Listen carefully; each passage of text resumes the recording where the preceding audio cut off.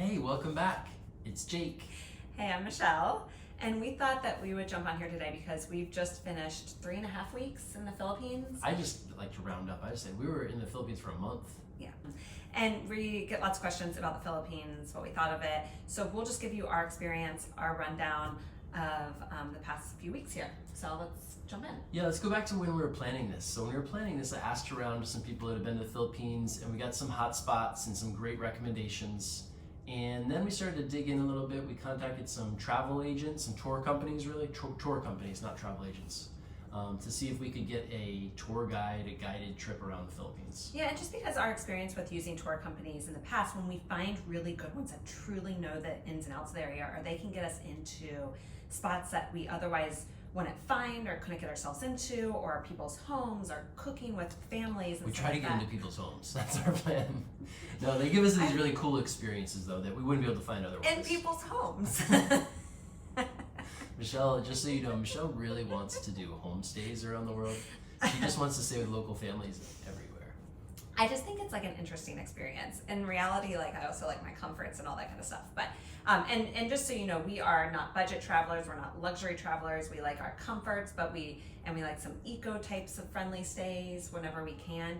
We found the Philippines a bit hard. Don't you Yeah, I think it's a bit overwhelming. How many There's islands? so 8,000 many islands islands. almost, or something. And so many are like these great destinations. So it's not like, oh, easy to go here, here, and here. There's so much to look through and sift through and find the places that you want to be that are going to be a good experience for you. And so at the end of the day, the tour companies came back with numbers that I thought were too high for the Philippines. I was expecting it to be a low-cost destination. And the tour companies came back and it was more like $1,000 a day. Yeah, it was, but then which is fine, but when we looked at the places, we were expecting some amazing place to stay, villas, cool things, especially after being in Bali and Thailand, and they were like dive shops or something, which it's cool, but it's just didn't match the price. So we were having a hard time with the value, right? At the end of the day, it doesn't really matter what the cost is, it's like the value of what you're getting. We didn't see it, and now looking back when we started to plan it, then we ended up planning the whole trip ourselves, Jake mainly, because I was just like, oh my gosh, this is so overwhelming. But I think looking back, I think the tour companies probably did give a pretty great value, but we were able to do it less expensively on our own, right? But I think it took a ton of planning, a lot of work, and I think at the end of the day, the tour companies probably gave a great value. I think they should have probably asked us for a conversation. I think that's where some tour companies go wrong, because then they could have really understood what we were looking for, our budget better. Because when we reached out to them, we were just like, I have no idea what a budget should be for the Philippines. Or where we should go. Or where we should go. There's so many islands, and to really understand what we wanted to get out of the trip. So with that all being said. Yeah, and I think that the other thing that the tour companies really would have done is it would have alleviated the time that it took to look everything up, plan everything. It took so many hours to decide where we want to go and to string flights together to get from island to island. We chose to do flights. You can do ferries from island to island, but then you have to deal with more like hot travel days and pulling all your luggage down to the port and all that. So I was like, we're just gonna do flights. We're gonna make it easy. We're gonna fly from island to island. And so I did choose destinations that had airports that were easy to access, but I also wanted to find some islands that were a bit more off the beaten path. So we found some flights through Cebu. Cebu, C-E-B-U, is sort of the south central capital of the Philippines. Not the capital of the Philippines, just like the central capital where flights go in and out of to get to some of these Visayan. The islands are called the Visayas, to get to the Visayan Islands. I didn't know that.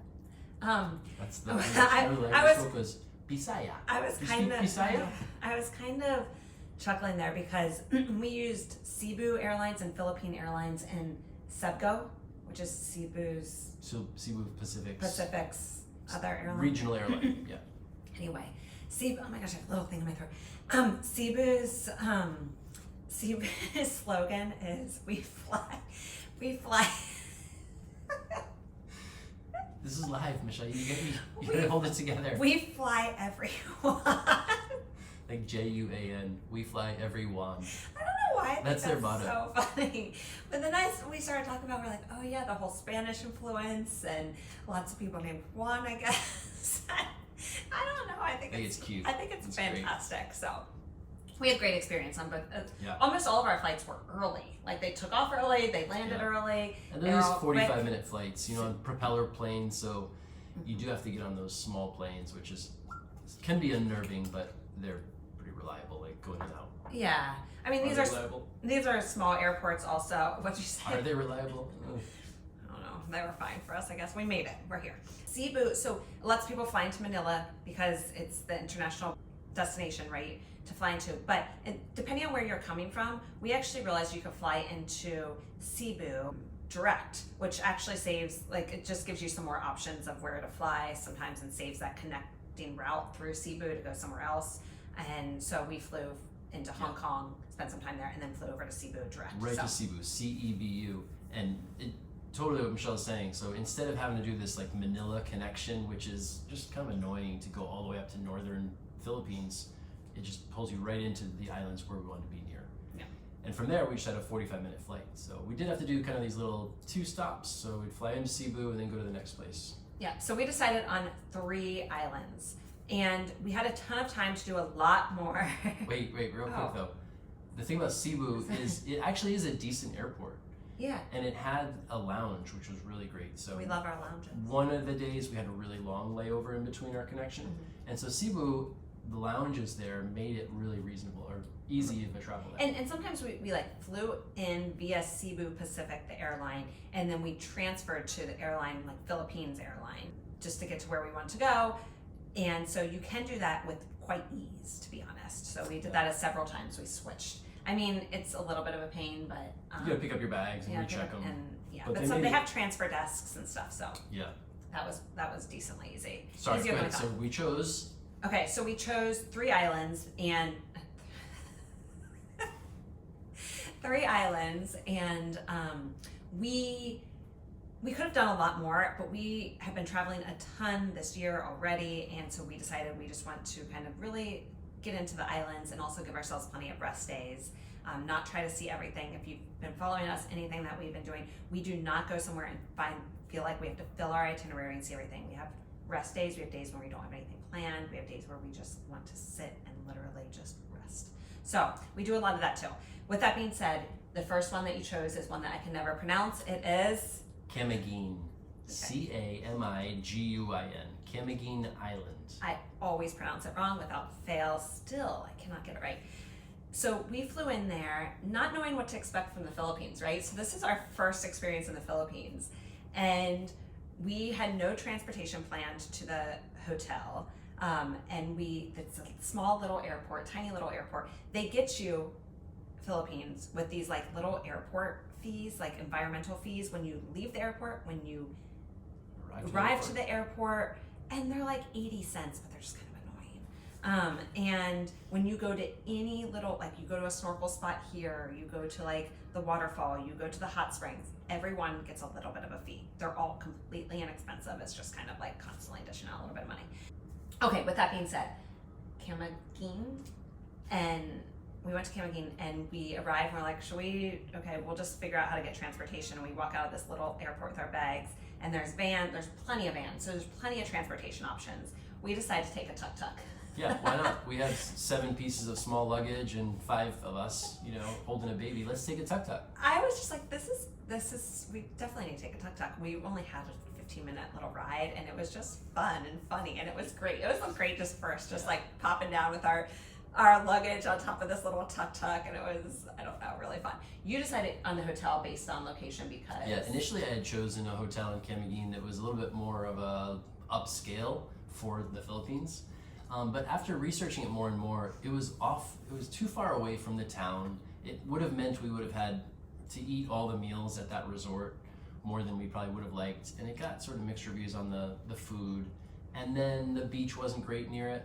And so at the end of the day, we made a shift and said, okay, we're gonna kind of drop the level of hotel a little bit in order to be in the middle of a village where we can walk to all this food and where we're near some of the attractions. And this was a lot of the time that it's spent to figure out the Philippines, because it just wasn't as easy as other places we've gone where we're like, this is definitely the hotel we want. This is everything we want, And we really had a hard time with the reviews. Yeah. I don't know who's reviewing something. There has to be a shift in like reviews or something, because some of these places that got high reviews, I'm like, no, No, yeah, no, and then, you know, they're the not. reviews, like, somebody says it's the best place they've ever stayed in their life. The next review from the next day says it's the worst place they ever stayed. Right, and so It's you really just tough. and I think with us too, it's hard for us to give reviews and recommendations ourselves because it kind of depends on where we've come from, what we're expecting, and also what we need at that point in our travel life. Yeah. Sometimes we want a luxury type of stay. Sometimes we're looking for a little off the beaten path. Sometimes it's about location for us. Sometimes it's about being out in the middle of nowhere. So it And depends. even at the same resort, we Yes. stayed in 2 different rooms. And Yeah. one was like, oh, let's get out of here. And then the other one was like, oh, we could stay here for another week. Right, you know? and it was Paris. Paris, Paras. I'll link them below, maybe if I have time. And we stayed there. So the family room, we did not like the loft thing. We did not like that room. However, we switched over. It wasn't the 2-bedroom wasn't available the first night, which is why we took the loft family room. We switched over to the 2-bedroom little cottage. Nothing fancy, but we loved it. It was like a ton of space and it was great. Right there at the pool, we'd walk out to the pool, walk out to like grab some drinks and restaurants and Nice yeah. outdoor space. Yeah, the grounds were nice. They were nice enough. Nothing. And it was nothing fancy. waterfront property, so it faced White Island, which is one of the destinations. Yeah, there. we could see White Island, and we could just walk literally 2 minutes, grab a boat over to White Island as well, which we did one evening, which I would definitely suggest because it was not crowded at all. We were one of like 3 families at the end of the day at White Island. So like the last hour, because we were so close, all the other boats had left to get back. And we were so close that we just were able to jump on for the last hour and a half of the day and have it basically to ourselves, which was a nice experience. Yeah. And so in Camiguin, it's a small island, but there's so much to do there. There's so much, and it ended up being one of my favorites because there was kids are laughing in the background. We like never saw another tourist. The tourists that we got off the plane with, and then I think we saw the same ones at one of the waterfalls. Yeah. And we literally, it was like all locals, and so it's not a big tourist destination. I have a feeling it's going to blow up eventually because it's a pretty special place. But if you're looking for something that is not touristy, where you can kind of really feel the local village and culture, this is your place. Yeah, and along those lines, let's talk a little bit about language and culture. And so there were other Filipino tourists, Yeah, domestic tourists. There are a lot of but not a domestic lot of tourists. international tourists. And generally throughout the Philippines, we found more Spanish tourists than other places around the world. So there's some Spanish tourism there, some from Andorra. Rarely another American. The entire time Yeah. we're in the Philippines. But so as far as the language goes, they speak different languages in each region of the Philippines. In this region, they spoke Visayan, and we learned a little bit there. But then we go to the next region, and they speak a different language. So it was, the language can be tough, and not everyone speaks English. You get some people that are sort of speaking English, like your drivers will speak a little bit of English, enough to get you where you need to go. Yeah, enough to understand each other. I mean, especially in that island in particular, the one I can't pronounce. Yeah. That they, yeah, I think that they all spoke enough English. I mean, they clearly know English, but it was not a fluent conversation back and We forth. weren't getting a lot of the history of the island and things like that. So you can have a driver take you around for the day. I think we paid about, what was it? Less than $100. Yeah, less than $100 US. to take us wherever we wanted around the island for the day, which is really nice because there's a lot around the island. Again, we don't feel like we need to do everything, so we were just like, we don't need that whole big itinerary of maps. We just want to go to this place and this place, and then we decided not to go to this place. So we did the So there's a huge mountain there. So we went up the mountain. beautiful views. Yeah, up to a waterfall. So the top of the mountain overlooking, the islands and things. Went up to a waterfall, and A then, cold, refreshing, beautiful little waterfall. We only stayed for like a half an hour. It was great. We took a swim. there were like 6 other people there. Yeah, not many. And then we went to Soda Springs. Soda Springs, which is like the natural pools have a taste of soda. Tastes a little Tastes like a little bit carbonated. soda. So, they just, to me, it's skippable. To be honest, Yeah. it wasn't anything special. It just kind of like it was interesting to taste. They have like a little water fountain that you can actually taste them. You don't taste the actual pool that you're swimming in, but I would it's skippable to me. Yeah. And then there's other cold springs that we ended up not going to. Instead, we went to the hot springs, which that was nice. Yeah, the hot springs are. It's Not not one that of these hot. like in the woods things. It's more like they've they've laid out some pools and they have the water flow through the pools. Well, Not it's, hot at all. it was not hot. Hot. It was just like warm-ish. The kids had fun splashing around. I wouldn't say like it's a, oh my gosh, must do, but it was a fun little thing along the way. We decided not to do the volcano walk because he told us it was going to take a couple of hours, and we were like, no thanks, that's okay, we'll skip that. What Michelle and the kids also did was the sunken cemetery. Fantastic. Absolutely must do. I'm really sad you didn't do it. The seas, when we, so half the time, you know, we have no idea what we're doing. We're just like, we pull up to the side of the road and he's like, you got to go up there and pay the lady or something. And we're like, okay, well, let's go check out what the sunken cemetery is all about. Like, can we just go off and swim? How does it work? So we go out and the seas are pretty rough. It looks pretty rough at least.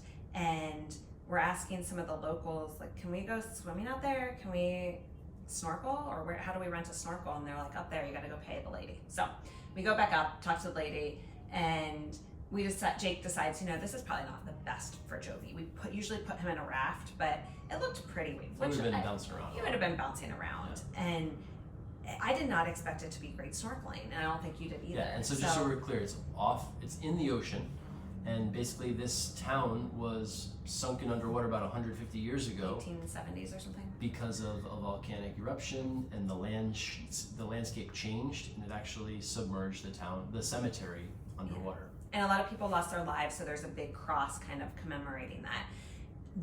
It's not like a bunch of tombstones underwater. That is not what it is. I thought that's what it would have. We literally had no idea what we were getting ourselves into. But you rent snorkel masks right across the street, you pay the fee, and you have to have a guide. A lot of places in the Philippines, almost all of them, you have to have a guide to snorkel, which is, I think, to protect the reefs. I don't know how much that's really helping, but I think it is a little bit. Anyway, this was really great to have a guide. He wasn't anything nice or wonderful or anything, but he did help show us the route and where to go, otherwise we would have no idea. It was some of the most fantastic snorkeling. I had no idea, and it was right there. I think depending on the tides, you have to be a little bit careful because we were literally sometimes a foot from the coral, so we had to like really suck it in and go over the top and make sure you can't kick down or anything. There's places where you can, but so it was just like the underwater world literally right below you. We saw some giant clams, which again was helpful to have the guide because he took us to these, ginormous clams in the middle of the ocean, tons of fish, tons of coral and all that kind of stuff, starfish and sea urchins and a bunch of stuff. So in other words, sunken cemetery is very skippable. No. Oh, sorry. Don't miss the sunken cemetery. I say definitely don't miss it. I thought it was fantastic. And then, and have a guide to kind of show you where the cross is under the water and a couple other things. But it was, and the clams, the giant clams were amazing. Yeah. So that Camiguin, we've probably done Camiguin justice here. We spent about a week in each spot. Let's just talk about two things real quick. Restaurants. Not two things, but there are 3 restaurants we really loved there. So you can take tuk-tuk. One, it's easy to get transportation around, at least where we were, which was really nice because we found later that in some other islands that's not so easy. The tuk-tuks, you could just wave down a tuk-tuk. It was, like less than $1 each ride or $1 each ride. Okay, we got cut off, sorry. So we were talking about restaurants because I think it's really important because when we find good restaurants, it really makes a difference in our stay. And we found just a few. There were quite a few, actually. Yeah. I think there are probably more if we would have just looked around, but we got so into a couple of them that we went back over and over again. So we found a great little brunch spot called Hey Hey Hey or something. Hey Hey Hey. We'll link it. Hey Hey Cafe. And then we found a great plant-based restaurant, but not your typical like tofu and stuff. It was really, really creative, like Filipino dishes, but plant-based. And he was really particular about where he sources the ingredients, which I really liked. Yeah. It was like plant-based kitchen, Dallas plant-based kitchen or something. So we'll link some of them. But I thought, and that Asian street food one was really delicious too. So we found some really good food. So that was helpful as well. Yeah, so, it ended up being some of the best places we ate all over the Philippines on that little island.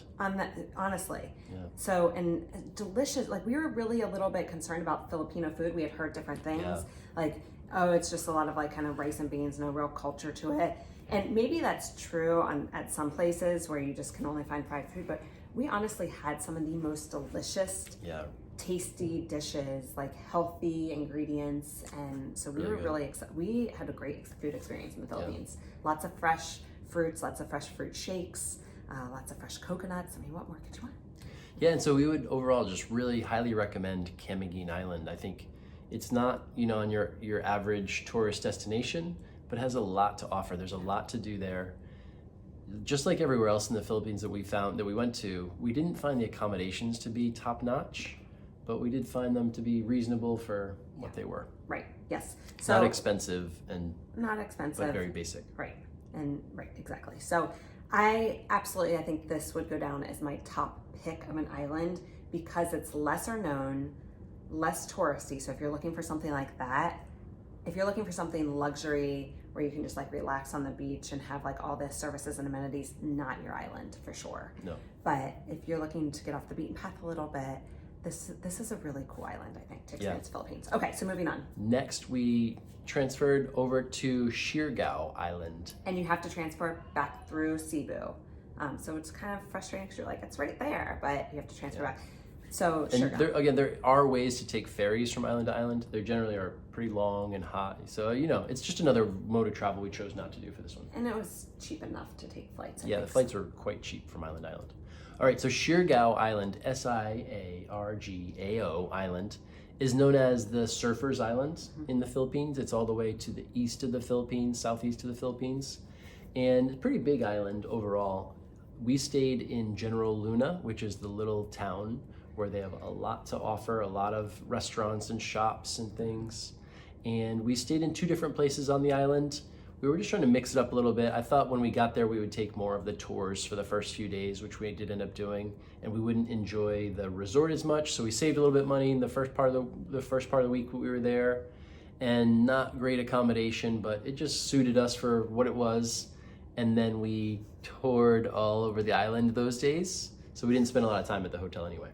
Right. And I think, again, this goes back to one of those, what we were talking about the reviews earlier, is this place actually got really great reviews, and it was not super expensive. It had a room that accommodated a family of 5. It starts to get really hard. Like, where are you going to place everybody? This one had bunk beds and a big bed, and we were like, okay. And it had this outdoor space and a pool, so we were like, okay, this one seems fine.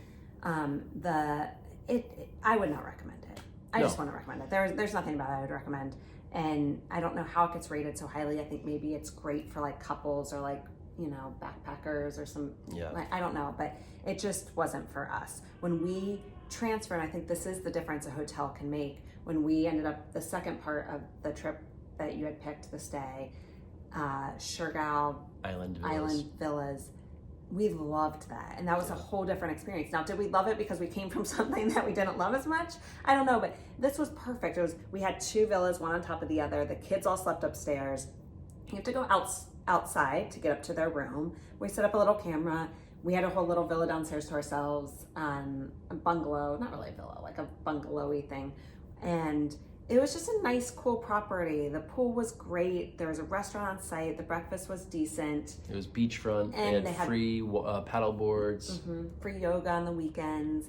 So we just really, really loved that place. Again, was it because we came from something we didn't really love? I don't know. But that one I would recommend. Yeah. And so on the island, on Siargao, it's a surfer's paradise. So there's a really big surfer's break and lots of places to surf. The kids and Michelle did surfing for one day, and it was great. They had a great experience. Super fun. Beautiful. And there's also Cloud 9, which is north of General Luna, and that has a big pier you can walk out on to get really close to watch the surfers, which was a fun thing to do. Yeah, and I was a little bit nervous because there's so many surfers out there. I was a little bit nervous of us going out and trying to navigate through people. I'm a very beginner. The kids are a little bit, we're all beginners pretty much, but it was easy enough. You have a surf guide, you have somebody to catch the kids from coming too close to the reef, but it wasn't scary at all, and it was really easy, and nobody really needed to catch the kids because it was fine. And how much was that for an hour? It was $40 for the 3 of us to each have a private instructor for 1 hour and 1 person to catch the kids if needed, but I don't really think he was needed. So generally, coming from the U.S., the prices are quite reasonable really everywhere in the Philippines. Yes. And activities like that are just fantastic to do like that. Right, that was super fun. That was a really fun day. Yeah. And then the other tours that we did, we got a little bit harder, but you know, we asked the front desk of one of the hotels, and he made a call, and then we made a call, and it works itself out. We got a driver for the day who was fantastic. And again, you pay for the day, and then he will take you around. And it ended up being like a 9-hour day for $100 for this private, big, huge van and driver. Right, like a 12-passenger van or something like that. It was huge. And Siargao does a good job of saying, like, kind of like Camiguin, that like here's different things, here's different things on the map that you can do, and there's a lot to choose from, a lot to pick from. And so we did the river. Yep, Masis River. Okay, that was fun. Again, we didn't really know what to expect. I think that's part of it, is that you come into it and you just are like, if you don't have big expectations, and it's quite fun, I think. Yeah, and also asking your driver, like, should we do A or B? Which one's cooler? And he's like, oh, well, I'm from this, where the river is. You should go do that. It's really fun. And he also gave us great advice, because the other thing that we really wanted to do were the tidal pools. Or we thought we really wanted to do. We were like, I think we really want to do these tidal pools, but they, you know, we weren't sure if they were going to be touristy, and we didn't realize, like, the tides really make a difference if you can actually go or not. And he was like, you should not go to that first. You should go to the river first, because then the tidal pool, it'll be better for timing. So definitely ask about that, because that was huge. We got in the van, and based on his recommendation, we switched our entire day, which we were flexible to do. If we hadn't done that, we wouldn't have gotten to see one of our favorite things on the island. Right, if we were like so rigid or whatnot. So the river, though, you basically go down and you pay to have someone row you up a river, and you get this really cool, natural, calm, peaceful river. Calm, because you don't have those crazy boats with the motors. Yeah. So this is like peaceful in the woods, and it's really nice. Yeah, it's really cool. And you can stop and swing on stuff or jump off some things. Yeah. Not like adventurous, it's more like just sit back and chill. Yes. And then we went to the tidal pools, and the tidal pools were just so cool. It's on the coast, so you walk down to the ocean and walk along this rocky shoreline and get to these crystal clear, beautiful little oases, these tidal pools. This was, again, I don't think we knew what to expect. And then when we pulled up, I was like, okay, what are we supposed to do? It looked like a bunch of muck, and people like kind of walking through muck or something. And I was like, so we just go out there? He's like, yeah, just go on out there and swim in the tidal pools. So we were like, okay. We could have stayed there all day. It was fantastic. What you should do, though, what you should note, is that you go out there, you didn't really have to go through muck, really. I mean, it might have looked like that, but no, you can actually go around and kind of go up these stairs and go down if you want, or just kind of go over where everybody gathers. If you go past where everybody gathers and keep walking, you can have these tidal pools to yourself. The masses just stay in the first couple, and because they don't want to walk all the way out. But the kids had so much fun exploring. And the term tidal pools doesn't do them justice. No. Like these clear. You bring a snorkel mask. We didn't do that, and the kids had their goggles and loved it. Yeah, I don't know, what would you call them? They're crystal? Almost like cenotes in some way. Yeah. They're like a mix between a tidal pool and a cenote, maybe. Yeah, they're crystal clear, beautiful spots. All sorts of fish, cool fish and things. And you investigate one, and then you can just walk over and try another one. You just have to be careful where you're walking, because you can, like... Some of them have they're holes. Little tidal pool holes throughout that you have to be careful of. But and we did wear flip-flops walking around there, which was nice, because it is some rocky, sharp surfaces. If you have, water shoes or something. Or just flip-flops were fine. That was fine. And a dry bag. Dry bag is super helpful. Throughout the Philippines. Throughout the entire Philippines. We got so much use out of that dry bag, backpack style. We just kept everything in there all the time. So that was helpful. Absolutely the tidal pools. Okay. And then we were going to go back up north and do some of the beaches that we had heard of. And we decided instead to go do the lagoon. Sugba Lagoon. Yes, that one. And this is our don't recommend category. Sugba Lagoon, you have to rent a boat. There's no other way to do it. You have to take a boat, and it's all environmentally corrected. So you have to take these specific boats, pay the fee, and it was sort of pricey compared to other things we did. Yeah, it was like $50 or $60. This boat, which is way more expensive than other stuff. I mean, not super pricey, but it just was not a great experience, because the boat is so loud. You cannot imagine. You know those, if you've been in Thailand, you've seen the boats. Philippines, the same or worse. It's so obnoxiously loud. I cannot hear Jake this close to him. Yeah. Like for 30 minutes. It's a 30-minute boat ride. There and then 30 minutes back. Yeah. I thought the kids' ear, like, you get off the boat And I was doing this to Jovi the whole time. And you get off the boat and your ears are ringing. Like, it cannot be good for you. No. I just cannot not recommend that enough. And you get there and you're kind of like, I don't know, maybe if this is your first time in some lagoon, you're like, this is real. It was a gorgeous, I mean, the boat ride out there could have been the most magnificent mangroves I've ever seen anywhere. Absolutely. And with a quiet boat, it could have been absolutely spectacular. But all you can think about is how loud this thing is. You can't talk to anybody, and how your ears, you're probably going to deaf. You lost hearing and you paid money. And the other thing is, on another island, there's something called the Chocolate Hills, and they're kind of like these gumdrops of hills. And they also had something like that there. So they had the beautiful mangroves, and then these chocolate hills. They're really green though, like little verde hills.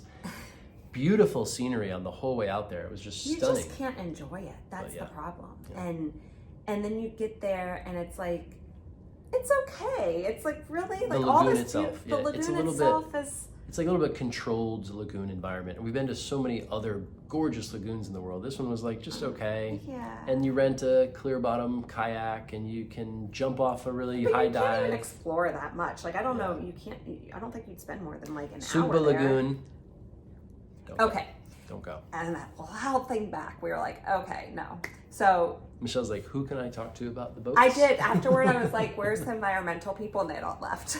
I was like, Jake's always like, nobody's going to listen to you. But man, okay. What else did we do in Siargao? We also did an amazing boat trip that Michelle found. Oh, yes. Separate day. We did, and I will link it here because they were really, really great, really responsive, really great with everything. Again, don't get your hopes up for big luxury, whatever. I didn't want to go on another loud boat out to these islands, and I wanted to explore more. And so the only thing I could think of is not a loud boat. And she said, we have a quiet motor. I was like, I am so that was part of it. Again, that's like having an experience and then loving it because it's not just that because of the contrast, right? So this was Gaiatea, is the name of the tour? And they picked us up in a van, and then we first went paddleboarding through some of the mangroves, kind of near Nai Palad, which is the hotel I would have loved to stay in, but it was $4,000 a night, and it just there's like one nice property on Siargao, and it's $4,000 a night. It's like extremely ultra luxe compared to everything else in the island. It looks incredible. Everything's included in it, like all your tours, and not your like typical all-inclusive that I don't like. But this one looked fantastic. It just needed to be less for us to enjoy it. Less for me to enjoy it. $4,000 a night was just not the value. Okay. So that you go near there in the mangroves, and you take a paddle out in the mangroves. Again, it's not like the tour guide wasn't like fantastic or anything. Like he wasn't even telling. Actually, I learned more about the mangroves from my two kids who had done A Boundless Life, the world school that we talk about often. They went out on a trip to, or Henley did at least, and she was telling me all about it, and you too, because you had done that mangrove thing. So I learned so much about the mangroves from my own people. Yeah, and the tour guide was silent. He was pretty silent. He was nice enough and everything, but don't get, like, I would say overall in general, that was kind of our experience with a lot of, it wasn't like, oh my gosh, and learn this, and like we've had in other tour guides. So anyway, what did we do the rest of the day? So then we got on this boat all to ourselves, a nice big boat. Again, nothing luxurious, but like bean bags, and the kids could sit on the outriggers and like a kind of trampoline thing, and there's a ton of shade. And we went to Corregidor. Yes. And Island. And we show up and we're going to go on a hike right away. So we went on a hike up through where you can like a viewpoint. It was hot. Super hot. It was but gorgeous. Beautiful. Absolutely gorgeous. I mean, you can't even, like the tall grasses with the beautiful palms and the ocean surrounding you, and it was absolutely And again, that guide also was silent. Didn't tell us any single thing. Just follow me. And that's kind of was our experience with a lot of the guides. Anytime we like had to have one, whether it was snorkeling or on a boat or anything. So definitely not recommending because of the guides. No. And we've kind of found that throughout the Philippines, but I'm sure there's fantastic ones. We didn't put our money into, I guess, finding the right tour guides or something. Yeah. But the whole experience was fantastic. So we did that, and then we come and you go through a village, so you kind of see how the local villagers lived. And when we came back, they immediately had lunch ready for us, and lunch was a typical boodle fight. a Filipino boodle fight that we got to experience, which was super fun. And it was all seamless. Like I had to say, the tour was really seamless. Like we didn't have to think, we didn't have to be like, where's lunch now? We're super hungry and thirsty. They had fresh coconuts for everybody because I told them we don't drink sodas and stuff like that. And and then they brought out this huge table. And the table was filled with rice and noodles and straight off the grill, shrimp and tuna and chicken and pork ceviche and all these tasty things, and this huge table just filled with food, and you have to use your fingers only. So it's all grabbing food and trying different things. And the fight, I guess, is like the fight of the food and at the end. Who do you think won the boodle fight? Michelle. I was the last man standing, mainly because I was the last one to start also, I think. But I just kept going. I was really hungry after carrying Jovi up that hike. And it was delicious, and fresh mango and fresh pineapple and fresh watermelon also. It was really good. And then we just relaxed. They had like a whole little cabana for us, and there were some lounge chairs, and the kids played in the shady area under the at the beach in the sand, and it was just really relaxing.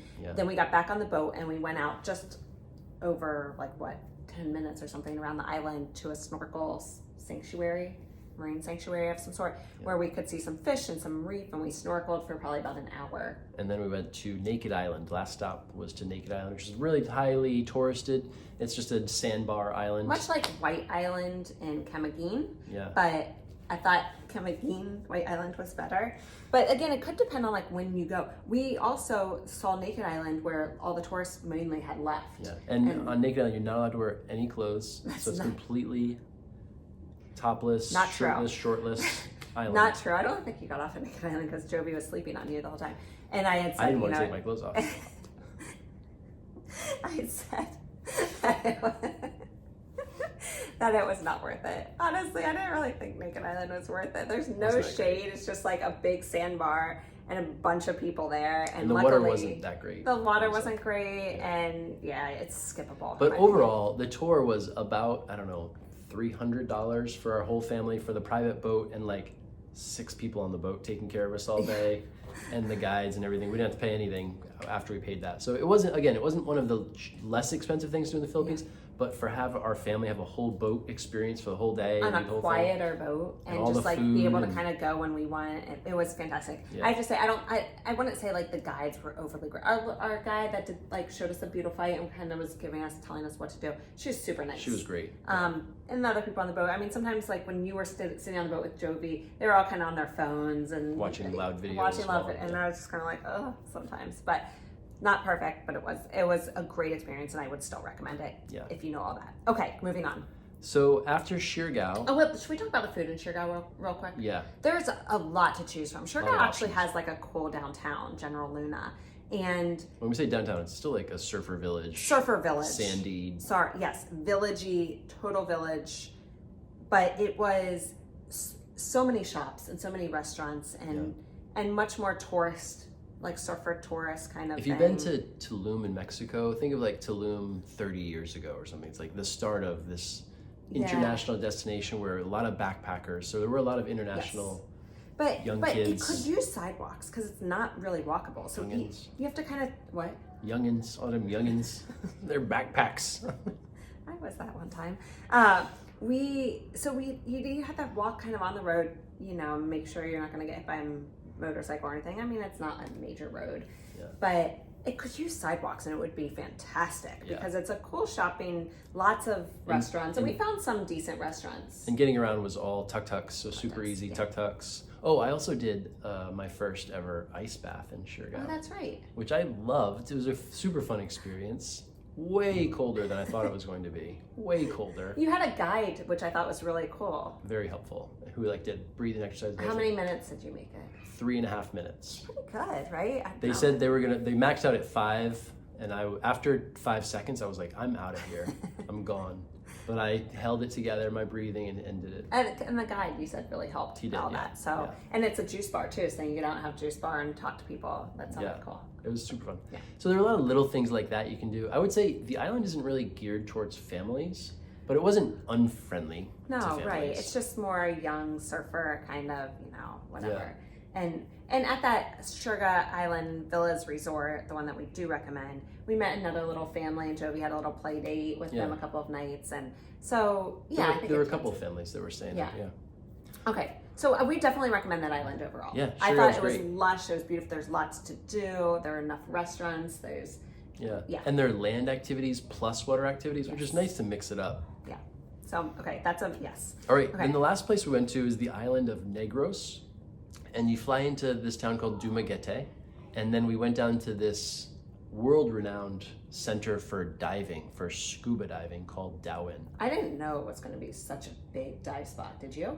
I had a feeling, but it was even way more so than I thought. Like dive center, dive center, dive center, dive center. Everybody's there to scuba. Everybody is there. We are not scuba divers, but we love to snorkel, so we were there for the snorkel, and it was fantastic snorkeling. Yeah. Obviously, if there's that many people that are coming all over the world to dive there, you're gonna know that it's probably some pretty fantastic waters. And each of the dive centers there, like Michelle's not exaggerating, every spot up the beach, every other spot was a dive resort. And they have a lot of places where you do your dive certification, your master dive, your instructor dive certification. So you had people there that were there for a month at a time doing 2 weeks of classroom, 1 week of testing, certification, and then another week of interning.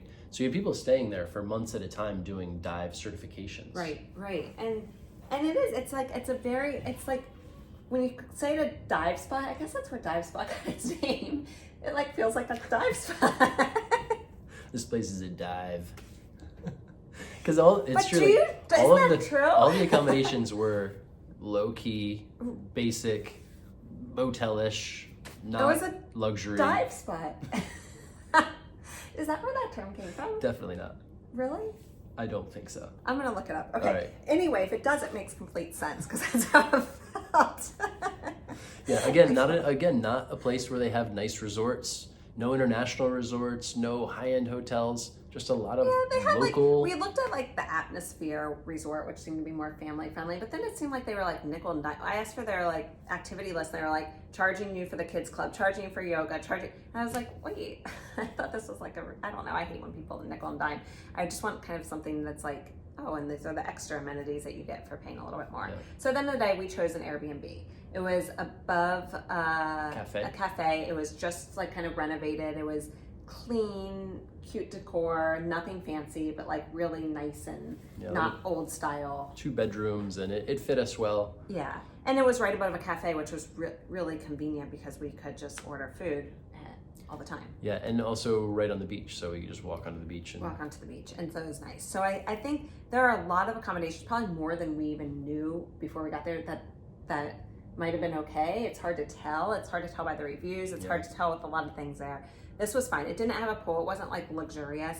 At the end of the day, I think the couple things that were hard about that area were that transportation. It wasn't like we were so used to having tuk-tuks, just walking out to the street and having tuk-tuks, or having vans that we could hire for tours. And this was a lot harder to figure out. In fact, I thought I hired us a tour. I went into a dive shop.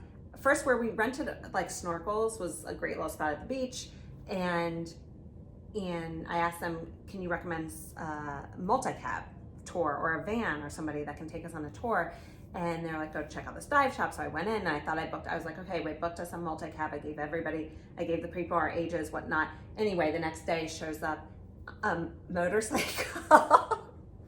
One motorcycle, one motorbike. For our family of 5. And it was like an extended seat. So they had like modified it to this really long Not even seat. like a tricycle. No, not motorbike. even like a trike with like a proper thing. No. So, 2 wheels. I was like, we're going up the mountain. So a driver plus 5 humans are gonna go on this motorbike for 8 hours. I was like, okay. The lady at the cafe was like, I don't think you guys should do this. I was like, no, you're kidding. Anyway, we tipped them. We said, thank you very much. This, obviously, we cannot go on this. And we found a driver to take us for the day. But it was hard. It was hard to figure out. And we went to a cool coffee restaurant. It's another mountainous island. So, volcanic islands. We went up the mountain to the top of the mountain, and there's this really cool coffee place where it's not a coffee farm. They actually harvest forest coffee. So like the coffee's wild coffee. wildly growing in the forest. and that's what they served there. And it had this really cool bamboo elevated structure. You could look out and see Apo Island. Not child safe, nothing is, No. but it was so cool Don't anyway. bring your child there. We put some restrictions. Joby can't go past this Yeah. marker or whatever. And it was great. And you can actually hike from there. I did a little bit of the hike while you guys were ordering some And the dessert. food was delicious. And the food was great and it was fun. So that was just a fun little thing. And then instead of trying to do all the waterfalls and the hot springs and everything, we just decided to do forest camp, which the kids ended up having so much fun that Yeah. we just decided to stay there the rest of the day. Yeah. They had like 17 pools from fresh water. Yeah. Not freezing, not warm, just cool and kind of refreshing. They did have a hot tub. They did have a hot tub, but it was this like, maybe I should show up a picture on here, but it was like this bowl that they lit a fire under of coals and then they put some flowers in it and you can soak in there. It was fun. Natural And the hot tub. kids just had fun. They had these like cool little slides and they just had a blast going from pool to pool and running around that place all day. Yeah. So But another place where there are a lot of hot springs, a lot of waterfalls in Yes. general in that area. So a lot to do on land. And then for sea, we actually took a snorkel trip with a dive boat. And so it was, 20 divers and then the 5 of us snorkelers. And again, we picked this one because the dive center got decent reviews, and they were definitely geared toward the divers. So our snorkelers definitely were like second-class citizens, and that's just true. That's how we felt. They were like, "You'll have to wait till all the divers get off the boat, Yeah.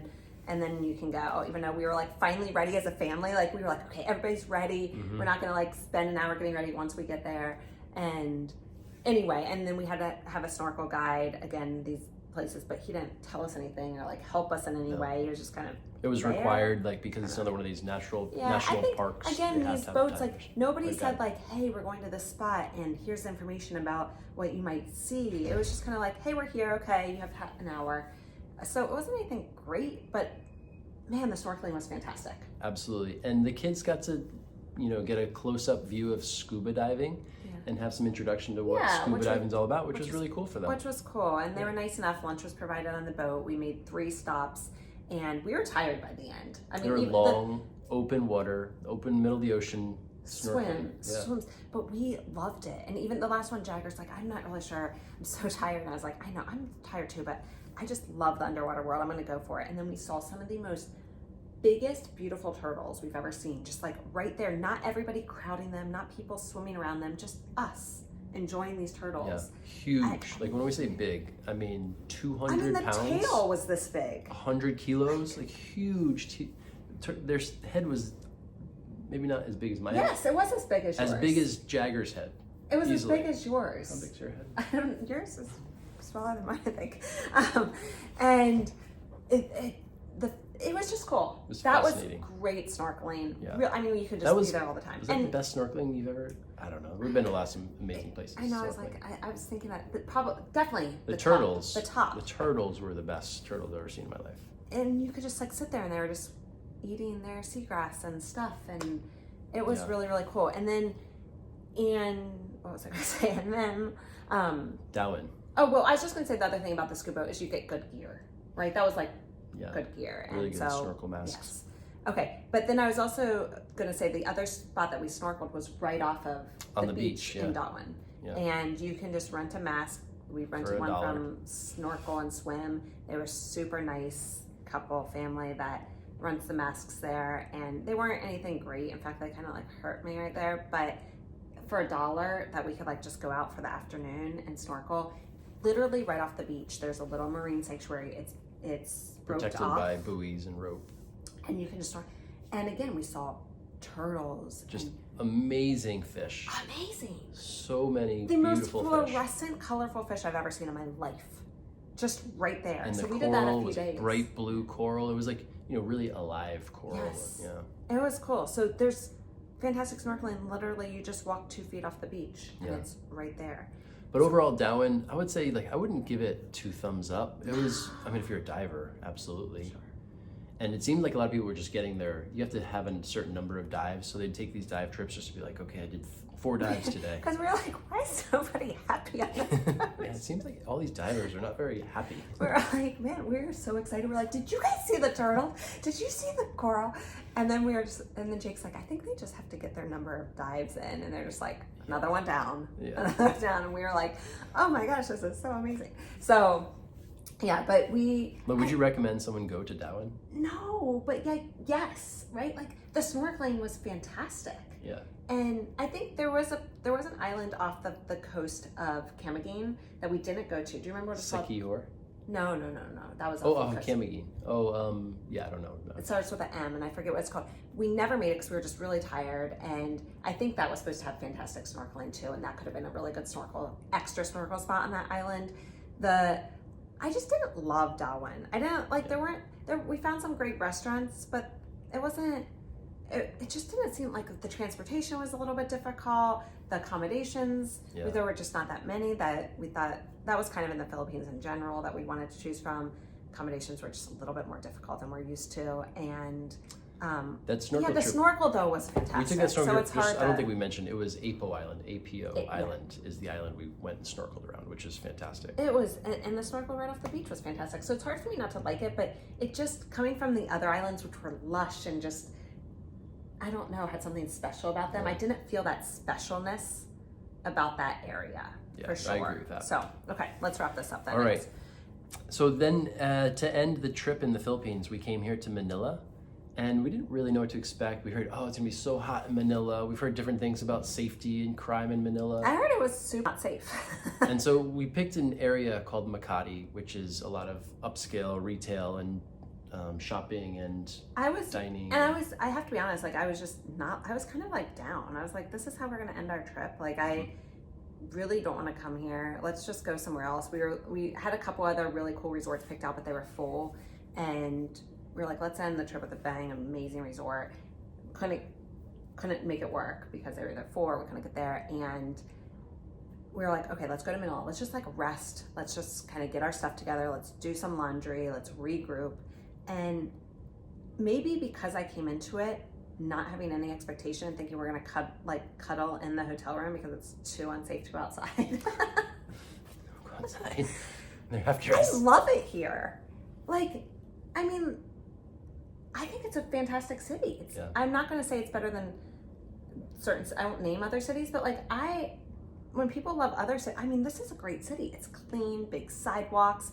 They have these walkways. You can walk like kind of in the shade elevated for miles and miles. And some nice big, like the Greenbelt Mall area are really nice to walk around. Lots of shops and restaurants and stuff. So maybe because my expectation was that it was going to be like so crime-ridden and dirty, and I don't know.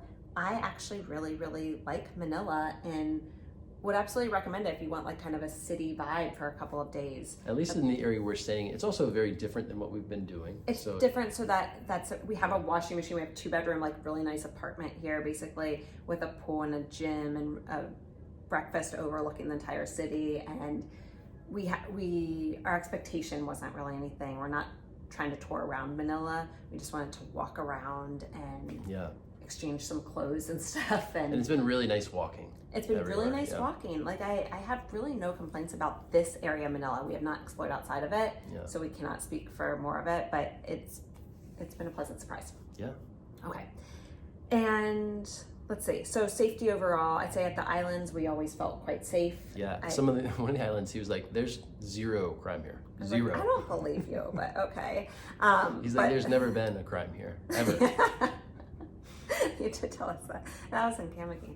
We were like, are you sure? I meant to look that up, but I thought, in one of this, like who would recommend this, the Philippines to, we didn't go everywhere, so we can't speak for everywhere, but for the places that we went to, I felt in some places I was like, this is so much like Hawaii in a lot of ways, how lush and beautiful and beachy it is. Yeah. And it's so low price, so really good value everywhere we've been. Unlike Hawaii, which is, quite expensive. And the people were nice, but not overly. No, not like, because again, we came from Bali and they were so overly friendly and lovey with the kids. Yeah. And we did not experience that same vibe here overall, but it But wasn't. people are they talk to you and they're nice. The kids in the Philippines, I don't know what it is. They're all so friendly. Every one of them. Kids, The Filipino kids will come out of their homes and say hi as you're walking down the street in the village, and they want to chat with you. And you know, the kids played with other Filipino kids at the hot springs, and they just like kind of were around. I was like, why don't you ask them to play? And they were like, okay. Some of the families saw Jovi playing. They came up and gave him a banana. It's just like they're sweet. They are very sweet. But it wasn't like an overly like warm welcome or anything at all. But I would say overall, I would not recommend the island that we went to people that are used to going to international resorts and getting like it all inclusive. No, unless you went the Naipalat in Siargao. It's a little more rustic. Definitely, absolutely more critters, rustic. Bugs. If you're not used to like the power goes out a lot in the islands. Oh, the internet is terrible. It doesn't matter where we go. Worst internet. Worst internet, except Siargao Island Villas was actually decent, but the worst, even in Manila here, we're like, in Manila we'll have great internet, we can catch up on stuff, and it's not been good at all. So definitely don't rely on the internet here. There's definitely like brownouts and blackouts, so you want to see does your hotel have a backup generator? Required. Like you just... in the islands. Yeah, because we didn't know to ask that. If not, you'd be sleeping through the night with no AC, no internet, everything's down. So that is really helpful, and sometimes they'll have scheduled brownouts where they just it'll be out for the next 2 days. And that's what happened in Siargao. If they don't have a backup generator, like one of the hotels, we just got lucky, there was no brownout, but one of them, when we showed up, they were like, that was the first one we stayed at in Siargao, which I do not recommend. They were like, we don't have a backup generator, and last week the power went out. I was like, how long did it go out for? And they're like, well, the guests slept outside. I was like, no, what in the world? Jake was like, I was like, we need to leave right now. And we stuck it out. We camped. That's what Michelle called camping. It was camping. 1000% that was me camping. Okay.